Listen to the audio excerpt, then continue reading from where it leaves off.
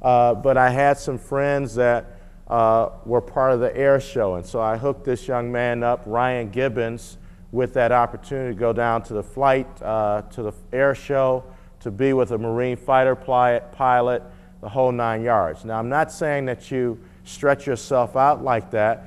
If you don't have time to do those types of things for your players, have people that are there. Work with your guidance counselors, teachers. If you have mentors in the community, do that for them. Don't worry about that. I'm not going to let it play. I'm not going to worry about that because I got too much important content to get here. Work with your support staff to bring other resources in for the total development of your kids, and then parents see you not just as a coach, but then as an educator, okay? That's a very important distinction. It also builds in a different type of relationship. I want you to write this down because there may be occasions where you may have parents that cross the line. But if you have to articulate a rule, always lead with relationship. So here it is. Rules without relationship. Rules without relationship is a recipe for rebellion and resentment. That's right. One of you mentioned here today, if you have to articulate something, don't come harsh. Fall back on your rules that you've already established with them early on at a social gathering. And also the reason for the rules. And if you get that delivered in that type of format, you're going to be in a much better position early on. Now, there are going to be occasions when even that doesn't work, so now you have your fallback, your grievance procedure. You will not go straight to the athletic director. Here is how it goes. If you have an issue, your child's not getting enough PT, so you think playing time, you have them go to the position coach and work it out with them. Now, if you cannot get that together between a meeting with you and the position coach, you as a parent, and the child at some point, then you take it to the defensive or offensive coordinator. Okay? If not there, head coach. The head coach. If not there, the athletic director. If not there, the principal or whoever is over that organization. We have the Boys and Girls Club here. So whoever would be a board member or that kind of thing. You define it for them early on. And hopefully your people have the skill set all the way through the process to be able to handle that. Now, some of you have an A and B schedule. Who are you? So do you set it up out there where the kids, all the kids get a chance at some point to play? You explain that in your rules, that that's what that's all about. There are kids that are coming with different developmental skill sets. And so those kids that are more developed, you know, we're going to put them in a position where they can reach their potential. The kids that don't have that same degree of skill set, we're going to put them in a situation where they can develop, okay? Ask them the question. Ask them this. If you have a child that is developmentally and cognitively in their thinking and processing at a 3rd grade level, would you want them thrown into a 7th grade class? Would you? Why not? What? They're going to fail, right? They're going to get discouraged.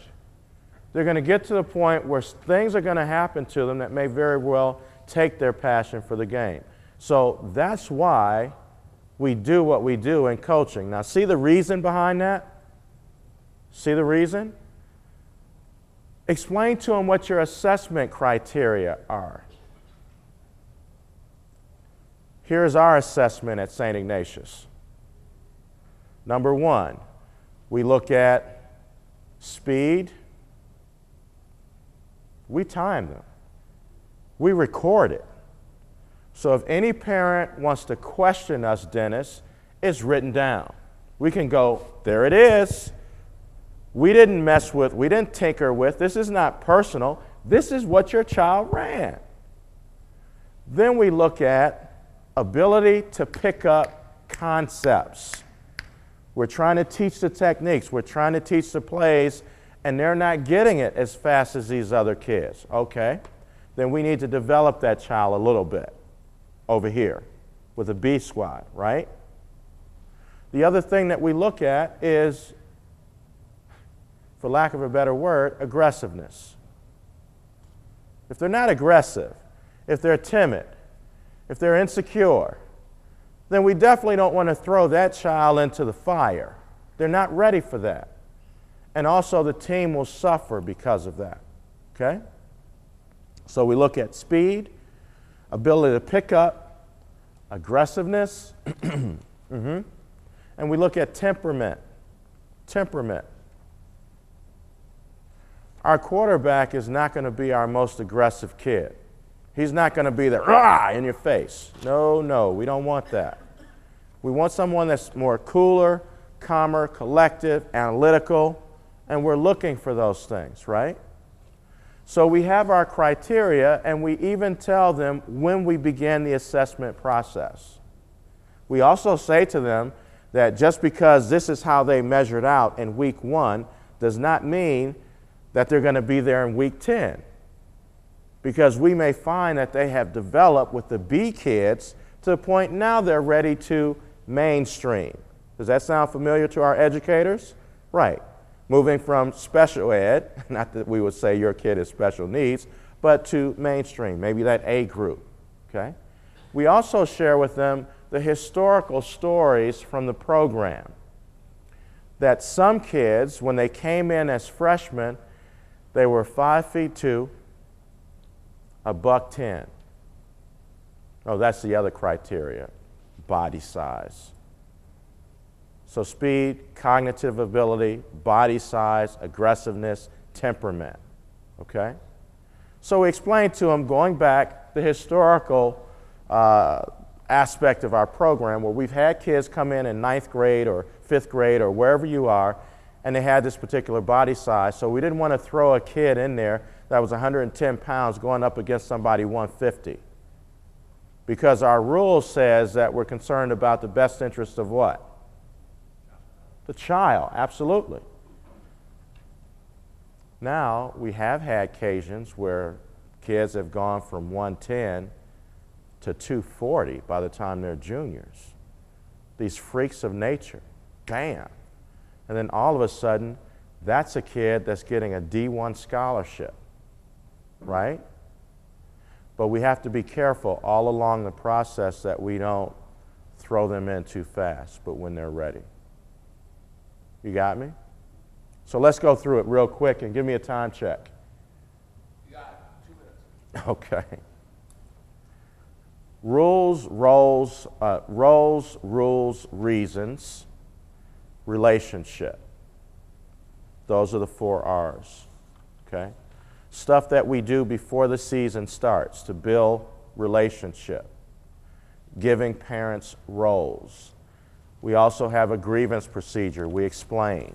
We have all of our staff talk to the parents and available for questions at a meeting before we even get started. We talk about what's appropriate conduct. Not cursing at the coaches, not cursing at the referees, not belittling your kids from the stands. We're not going to do it to your kids on the field. One other thing I want to say to you, and then I want to see if you have any questions, and then tell you what's coming next. We don't yell at kids, especially during the games. We don't. Now, will we get up in a kid's face? Sure. Depending on the kid. Some kids, you need that. They really need that. Their personality. You need to, bear hug them. Hey, we got to do this, right? What are you doing? What are you thinking about? You're a better player than this, right? Other kids, we cannot do that to. So that goes back to your assessment and temperament. But never will you see us cursing a kid, telling a kid that they're stupid. We're going to model how we want our parents to perform. And that's really where you should be. I know there are occasions we get pissed off with kids. Kids just don't deserve whatever it is, or they go out there and they're just really giving half effort. You consequent them in a different way. Yeah. Because you don't want people going back to your school board. You don't want to give them that rope, okay? Again, how do you address a parent who thinks that their child is a second coming to whatever NFL player, and you know based on your assessment that they're not there, okay? You lay out your assessment criteria and you say to them, you know, now if you have reason to believe that I'm any different based on what we see here, and this is not subjective, I mean, this is not your own personal opinion. These are the numbers. This is what they weigh. This is the position that they play, that they said they wanted to play. This is where we put them. These are the type of kids they'd be going up against. There's a disparity there. This is where we time them in the 40. This is game film. Do you film your games? Yes. Or you have parents that do it for you? Yeah, we have somebody that does it. I mean, we don't put it out to the parents or the kids. It's just for coaches. You know, we review how we're improving and stuff. Okay. Yeah, I mean, we do film. I got it for you then. This is what I would do. I would say to that parent also, in addition to giving them the very objective criteria by which you assess kids, I would also say, now if you see any difference, we're going to put them in, we know we're going to play St. Greg's or whoever it is, St. Rita, we're going to play one of those programs. And we know St. Rita's is really pretty weak this year, okay? So we feel like we're going to blow them out. So what we're going to do is we're going to put your kid in about this time, and I'm going to ask you to help us out here. I want you to go to your camera shop and pick up a video camera. I want you to videotape it. And this is what we look for when we say a kid is ready. And I want you to tell me based on what you see, and even send me a copy, whether it meets this. So give them a role, okay? Let them always know that I'm not here to be an adversary of yours. I want to work with you. So let's try to figure this out.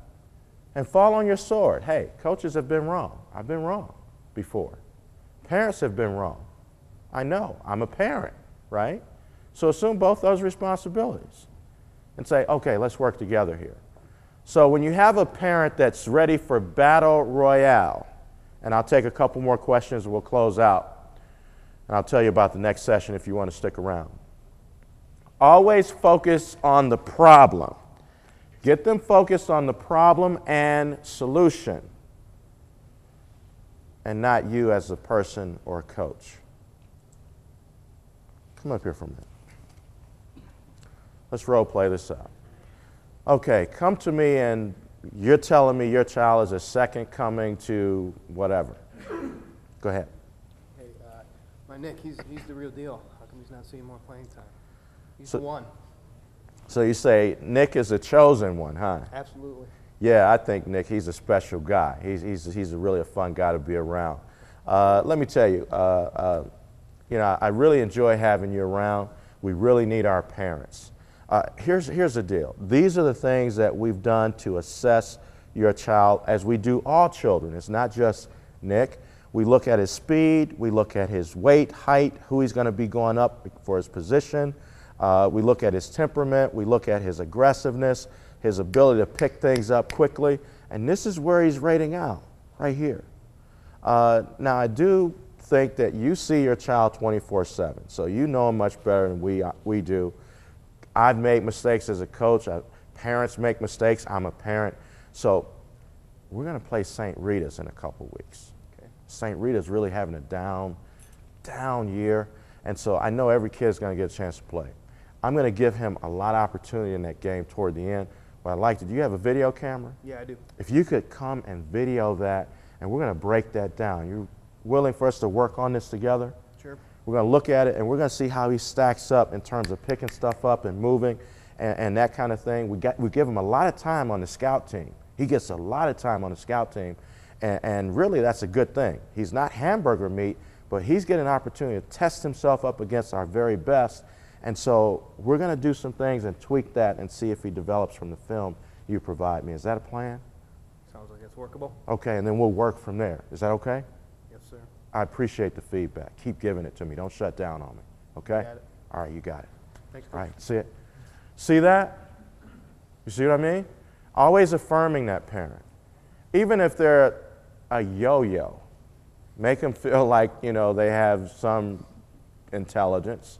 You know, we come up against some really, you know, off the tape, goofy parents, right? We do. But we got to treat them all the same, with respect, and make them feel involved in the process. Keep them focused on problem and solution and not you as a coach, and include them in the process.